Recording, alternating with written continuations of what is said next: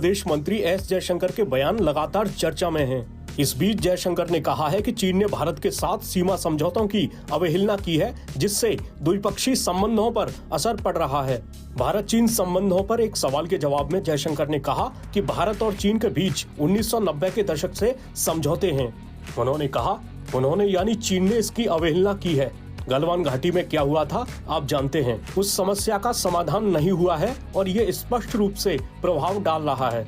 गौरतलब है कि पूर्वी लद्दाख में चीनी और भारतीय सैनिकों के बीच लंबे समय से गतिरोध बना हुआ है।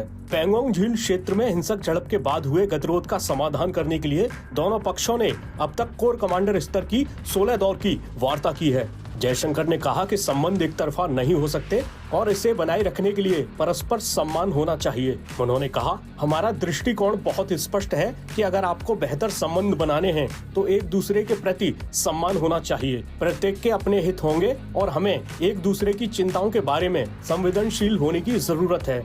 इससे पहले जयशंकर ने कहा था कि चीन ने सीमा पर जो किया है उसके बाद भारत और उसके संबंध काफी मुश्किल दौर से गुजर रहे हैं। जयशंकर ने इस बात पर भी जोर दिया था कि अगर दोनों पड़ोसी देश हाथ नहीं मिलाते हैं तो एशियाई सदी नहीं आएगी। उनके इस बयान पर चीन ने भी सहमति जताई थी।